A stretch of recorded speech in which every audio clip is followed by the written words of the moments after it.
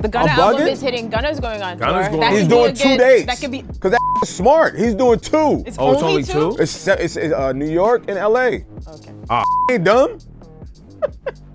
Yeah, I got one big record. All right, cool. But the rest of that thing. But he got a little bit of catalog. No, he do, but like he know it ain't tour worthy. And he ain't gonna, and then guess. the tour support. Like, Yeah, like who, like openers, who's gonna be the who coming openers? out? Who headlining? Who co-snitching? Like No, damn. Okay, we back. Rap Life Review. Low, Nadeska, me, Ebro. We come here every week. Shout out to Apple Music, and we talk about the talk. You know what I'm saying? And we talk about the music. Like for instance, Ice Spice Deluxe. Ice Spice is also the Apple Music Up Next artist. She added a few songs to the already successful project. Joint called Deli, which is going crazy here in New York City already. She shot it up in the Bronx, talking about bodegas and twerking in delis and shit, because she's still in the neighborhood.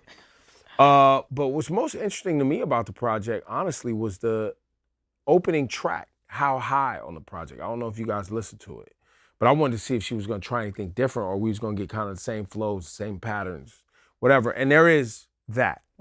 But this song is completely different. Rhyme style different, texture of song different, very feeling like, almost feeling, it's very pop feeling, but definitely a different rhyme style, definitely a different presentation. Like a kind of song she could perform at the next Taylor Swift concert? Maybe, but I don't think so.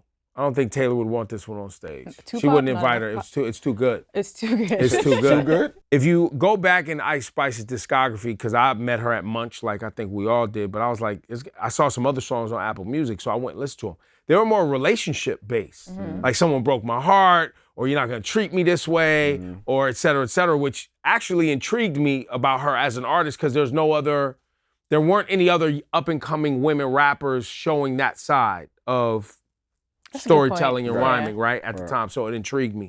Ice Spice caught up with Zayn talking about being an Apple Music Up Next artist. Yeah, I always say that when a song hits, and you'll know this now because you've had one, when a song hits in New York, it's like no other place in the world because it's the inside going out. If you have a song that hits in LA, it's being played in cars or at home or in your headphones. It's kind of insular.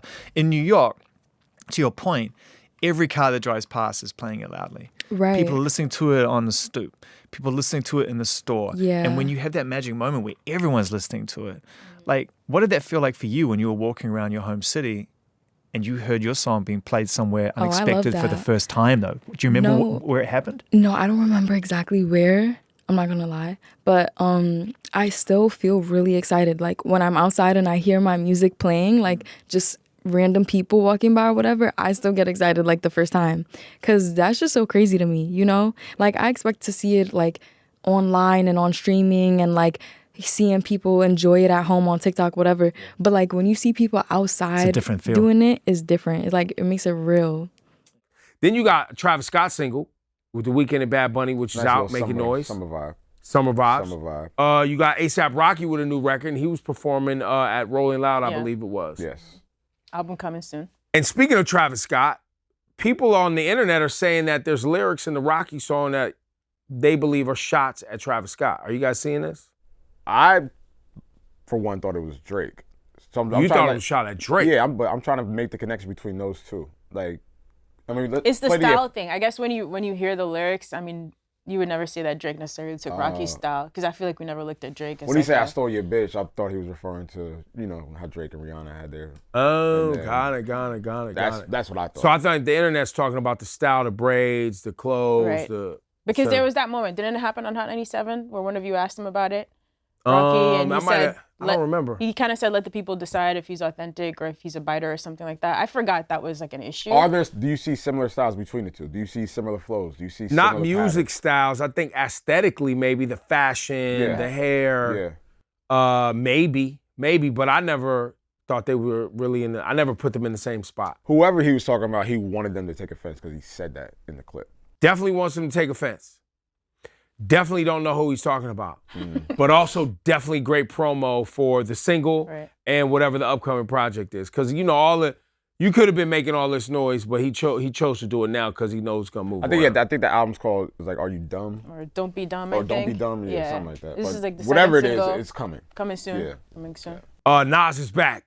Yet again. Another hit boy. Magic 2. We go to Low for an update.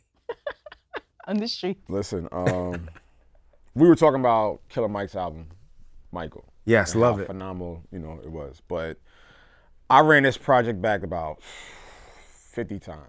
Magic too. Magic too. I don't know how they continue to elevate at that age, like at his age, and tell these stories in different ways and under different patterns, under different production, elite production. No features aside from 50 Cent. He had about 8. I like that 50 record too. Like that 50 record. Sound good, Fifth. You sounded good. People are just looking at this artist as someone who's just climbing and climbing and climbing and climbing, and you're tapping in with a producer that wasn't around for the Illmatics, the IMs, just wasn't producing at that time, but is tapping in to have him sound like that. 94, 95, 96. And we continuously say this with King's Disease 1, 2, 3, Magic 1, now we got Magic 2. And even in, I think it was Abracadabra, he said he's halfway through his next project. That's what he said. You feel what I'm saying? So someone like that can do this day in and day out and not break a sweat is just incredible. And I don't care if say, it's just sponsored tweets and Hit Boy's your man, this, that, and I don't give a fuck. I mean, you cut your beard off just to talk about this album. Has nothing to do with That's how excited you were. What does it have to do with anything? Okay. It looks good, right? Yeah. Don't. Other projects out right now, other singles, J. Cole and Boz. Yeah, that's Big. I love this record. Yeah. Love it, Boz. I wasn't expecting that. In what way? I thought it was gonna be just some bar for bar, just them going back. Yeah, and but forth. Boz, if you go back to even his project Milky Way, I know he is, but yeah. But that's a nice little record. That's a sneaky summer record. No, I love Passport Bros. And then I learned that the term Passport Bros is some sort of internet Oh, it's a social media thing, yeah. thing. For people who travel? Yeah, that's a whole nother thing, but Explain. we'll be here all day. Can you sum it up? Is I it mean, just cool to travel, I think it's just some guys that travel a lot, and I think they shame people for not having passports and. Okay. Yeah, I got a whole other version, which is apparently there's individuals, men, who have a problem with American women. I'm sorry. So they travel to these developing nations and spend money and are like, look at how women treat me over here. Yeah. Bro, because you're paying for it, you fucking goofy. That's what it is. I'm sorry. That's what There's a way better explanation. No, It's that's way more it. Because I forgot, what that's. So then when I was like, oh, this song, somebody was like, why would you like that song? You know what that is? I didn't know what it was. But in the song, J. Cole and Nas are making fun of these fucking idiots that's also. Great. That's great. Thank you. You added a whole new layer. So to then the that song. kind of makes it when you go back to the actual social media thing, you'll see it, and then you'll see the. Why would I be tuned into individuals who go to other countries and pay women And to then act like they like they complain about how broke they are when they get there because they can't get back because all the money. I missed that. Because all the money, money they magical. spent. Yeah, That's magical. Yep. And I hope y'all get robbed fucking around out in these countries because they will rob your motherfucking ass. Past the Mic concert, we got to check back in with Low, our man on the streets, our man on the scene. Shout to DJ Cassidy, had a sold out amazing event at Radio City Music Hall. Low was on the scene. First and foremost, let me just say thank you, Kim Osorio, my former boss at BET. She invited me, had me front row. I didn't know what I was walking into, but it was Brand Nubian, Black Sheep, Eric, it was Rakim, EPMD, Lords of the Underground, Tretch, Big Daddy Kane, Moni Love, Onyx, CL Smooth. Sheesh. It was something that I've never experienced ever. I don't ever want to go to any other hip hop concert ever again. Oh, wow. That's the way to retire. Because these are the kids, these are not kids, these are the guys that I grew up with. My sister put me on to, right? I've never seen all of them, compacted into one night. And it went so fast. Everybody did about 2 or 3 songs. No intermission, came out, boom. Black Sheep, Brand Nubian, Rakim, Big Daddy Kane, Kid and Play in full force, Lords of the Underground, Onyx. It was, I'm 40, yeah, so I know these artists, but to see them live and to see all these songs performed in the flesh, no TV tracks, everybody just knowing their lyrics, nobody, breath control, And knowing crazy. how to project on the mic. They know how to perform, moving the stage at their big age. MC Search. You know what I mean? I'll never, and it's in New York City, it's Hip Hop 50. It's good to know. So this is something that You'll never go to a concert again. Okay, well, all right.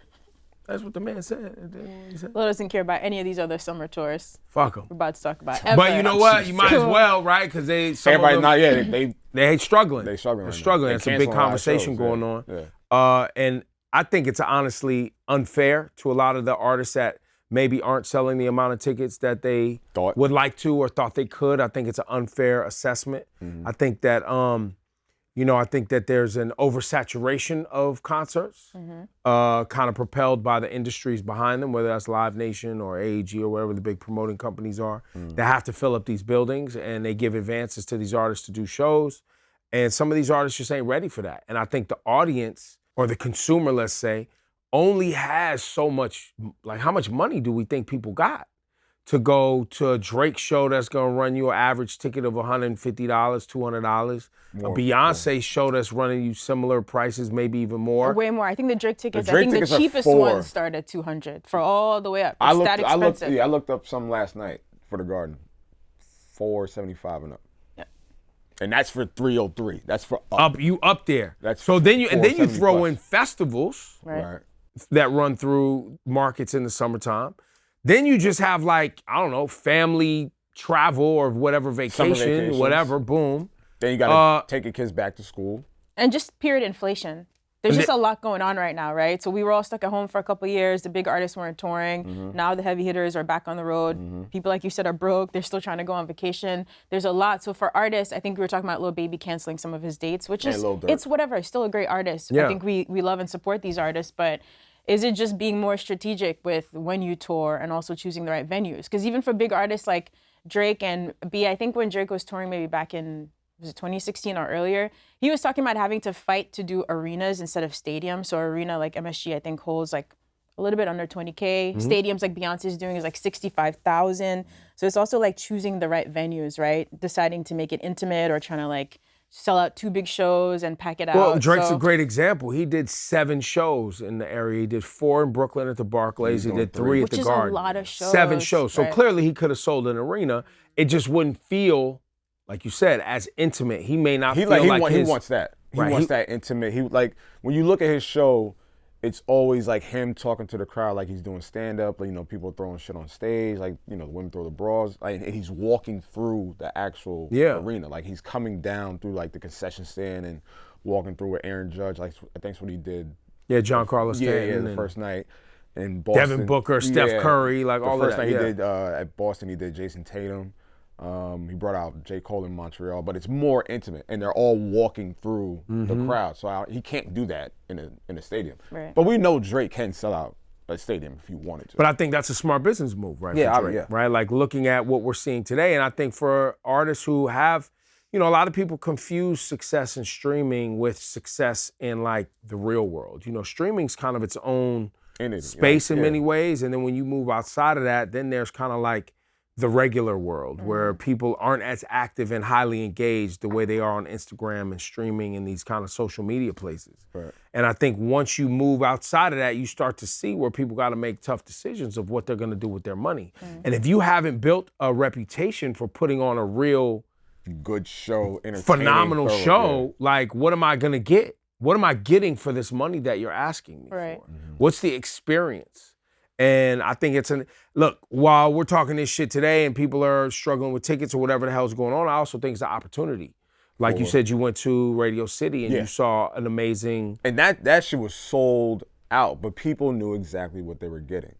And that's something we don't see. We're not going to see it past the mic. It's an opportunity for a young artist to study it. It's an opportunity for a more established artist who's on the precipice maybe of getting to that next level to say, okay, why didn't I sell? Why would somebody give me all that money? What am I doing on stage that is compelling someone to be like, I have to be in the building for that?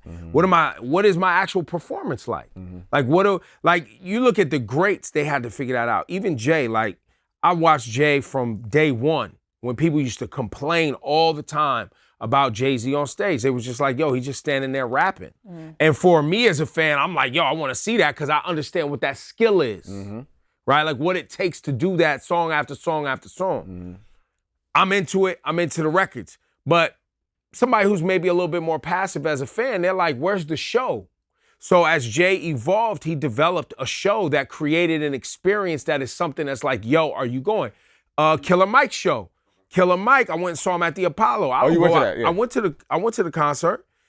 He's got a choir on stage with a pulpit, you know what I'm saying? And he's actually telling a story. There's a story there. There's interaction with the crowd. There's like him walking you through his life. You know, he's putting a picture of his mom on stage and talking about his grandmother and what the music means and what his life means. He's actually, you know, bringing you into an experience. He's not just standing up there just doing songs, right? It's more than that. It's an actual show. And it takes some artists a long time to get there. That's so right. then the next option, and we've seen a lot of artists do this, even someone like Drake, he's doing it right now, going on tour with another artist. You know what I mean? It's doing smaller, more intimate venues, working on your show, but also just understanding that if you can't sell out those spots, touring with someone who makes sense, right? So there's different options. Well, imagine how much great experience and learning 21 Savage is getting. Right. He's on tour with Drake right now, right? And so he's getting to build his actual touring base off what impact he makes on that audience while he's opening up. I don't know if all artists seize that moment, like, yo, I'm on here. What am I gonna do on this stage to make people, when I go on tour, make them want to come see me? It's interesting because Drake just added Yachty as an opener. You know, so I guess that's a cue that Yachty can now take from the both of them. That's right. You know, how do I captivate? How do I hold their attention? Because they're not here to see me, and I'm getting in halfway through, so I got to come in guns blazing. And look how Yachty has developed as an artist, Yes, yeah, right? yeah. From where he started to this most current project, which is highly musical, right? We know Yachty has great ideas and great songs. You may not like his music or his presentation or whatever's going on, but how he's experimenting and expanding his brand is phenomenal, right? And I think it's an opportunity for that audience, Drake fans who also, if you're a Drake fan, you like music. Yeah. Like, we can make whatever critiques we want about Drake for not doing a classic hip hop album. But as far as his musical foray into like how expansive His palette is precise. Bruh. And phenomenal. Yes. So that show, that tour, I think that also is also why it's doing so well. Make sure y'all comment on that. His palette is precise. Okay? Just my fault. Because he cut the beard, he's feeling himself. Can you this year. this is the second week. But listen, do we feel? It's a compliment. You look good. You look good. Are those Zara? Zara. Zara. Oh, I thought it was Zara. I got corrected. It's Zara? Is it Zara? I don't know. I don't have as many Zara pants as you do. Oh, Zara? Okay, Zara. So we think next summer then, artists like Lil Baby, etc. will have a stronger season. Beyonce I don't know. Is off I don't the know if table. that's a Drake seasonal is. thing. Look. Let's go even further back. J. Cole. Remember J. Cole used to do Dollar in a Dream, One of the where you best could get tours into the ever. concert It's great. for $1. But that goes Also but that small, goes to your point intimate about venues. that too, but that goes to your point about presentation. Like, what am I getting? Like, am I getting a story? How is he presenting this to me? Right. How is he and these artists He's presenting it as affordable. People should do that. People should do that right now. It's so broke. $1, I would wait in line for hours. Like, artists need to figure out something like that. Is there some other way you can make money? Because I know tours make a lot. People cannot afford your $500 tickets right now, bro. You can't. I think some people got to just go back to the drawing board and figure out their strategy on And it. some of y'all music sucks. Damn, this guy's I feel like we're getting to Some of y'all music constructive sucks. I mean, point like, in the now some of y'all, like, conversation. really, like, why? Bro. Some of y'all shit is not hitting. The Gunna I'm album bugging? is hitting. Gunna's going on Gunna's tour. going That on could He's be doing a 2 good- dates. That could be. Because that's smart. He's doing 2. It's Oh, it's only only two? It's New York and LA. Okay. Ain't dumb. Yeah, I got one big record. All right, cool. But the rest of that shit ain't. But he got a little bit of catalog. No, he do, but like he know it ain't tour worthy. And he ain't gonna, and then guest? the tour support. Yeah, like, no who- like, openers, who- who's gonna be who the Who coming openers? out? Who headlining? Who co-snitching? Like No, damn. I'm just saying that's how they're gonna look at it. I don't give a fuck. Like, Oh. fuck you mean it's crazy. But I'm like, bro, like who's Yeah. Iya? No, it's Iya. I thought it's not. No, Yeah. Yeah, You sure? yeah. I'm You're positive. positive. How to say it again? Iya.